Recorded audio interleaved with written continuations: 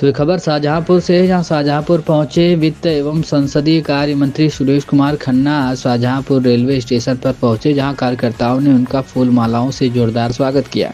जिसके बाद उन्होंने कल निर्मला सीतारमण द्वारा पेश किए गए बजट पर बोलते हुए बोले कि यह केंद्र सरकार का सबसे सराहनीय बजट है। उन्होंने कहा कि इस बजट से आम लोगों को कई लाभ मिलेंगे और साथ ही सीनियर सिटीजन को भी बड़ा लाभ मिलेगा। उन्होंने देश के प्रधानमंत्री व केंद्रीय वित्त मंत्री सीतारमण व उत्तर प्रदेश सरकार के मुख्यमंत्री योगी आदित्यनाथ को शुभकामनाएं दी। क्या कुछ कहा है उन्होंने मीडिया से बातचीत करते हुए बजट के बारे में, आप सुनिए। मध्यम वर्ग को, सामान्य वर्ग को, युवाओं को, किसानों को और महिलाओं को सबसे ज़्यादा फायदा पहुंचाने वाला बजट है। और दूसरे शब्दों में कहा जा सकता है कि आम जनता के लिए सबसे बढ़िया बजट आया। और उसका प्रभाव यह है कि लोगों के पास क्रय शक्ति बढ़ेगी। जब परचेजिंग पावर बढ़ती है तो बाजार में मांग बढ़ती है। जब मांग बढ़ती है तो इंडस्ट्री का पहिया तेजी से घूमता है। जब इंडस्ट्री का पहिया तेजी से घूमता है तो रोजगार के अवसर बढ़ते हैं, जो हमारी सबसे बड़ी आवश्यकता है। साथ साथ किसान क्रेडिट कार्ड पर 3 लाख से 5 लाख रुपए तक की कर्ज की व्यवस्था हो गई और बड़े पैमाने पर कृषि को प्रोत्साहन दिया जा रहा है। दालों में आत्मनिर्भरता की बात कही गई है और मैं समझता हूं कि इसकी सबसे बड़ी आवश्यकता भी है।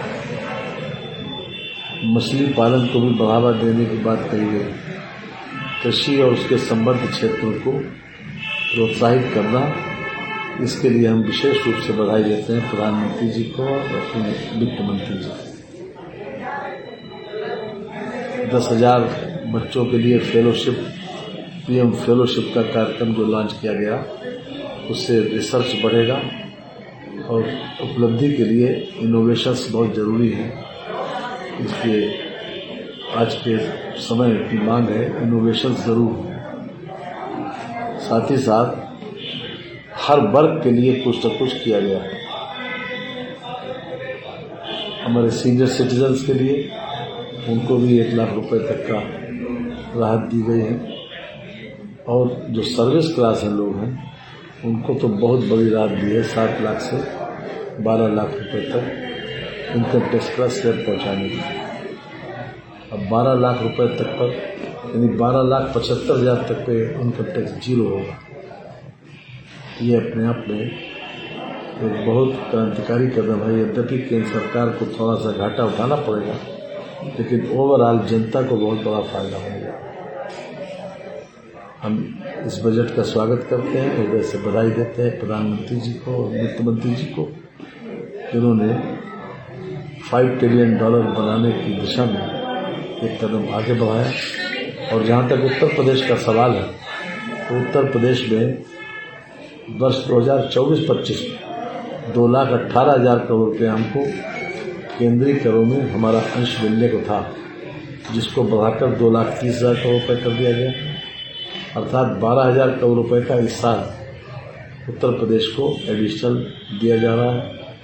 और आगामी वर्ष के लिए 2025-26 के लिए 2,55,000 करोड़ रुपए की बात कही गई है।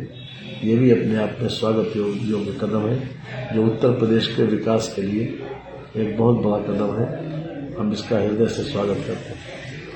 जहाँ तक 1,50,000 करोड़ रुपए का जो 50 साल तक बिना ब्याज के ऋण है, उसमें भी उत्तर प्रदेश सरकार को 10,000 करोड़ रुपए से ज़्यादा अभी मिल चुका है इस वर्ष में। अब आगे भी हमको उम्मीद है। और चूँकि जो सेंट्रल असिस्टेंस फॉर स्टेट्स के लिए है, वो हम उम्मीद करते हैं कि आगामी वर्ष में भी वर्तमान वर्ष से कुछ ज़्यादा ही मिलने की संभावना है। इसलिए हम इसका भी स्वागत करते हैं। कुल मिलाकर चाहे उत्तर प्रदेश हो चाहे देश विदेश हो, बजट आम आदमी के लिए बहुत अच्छा है। इसलिए फिर से एक बार बधाई, धन्यवाद।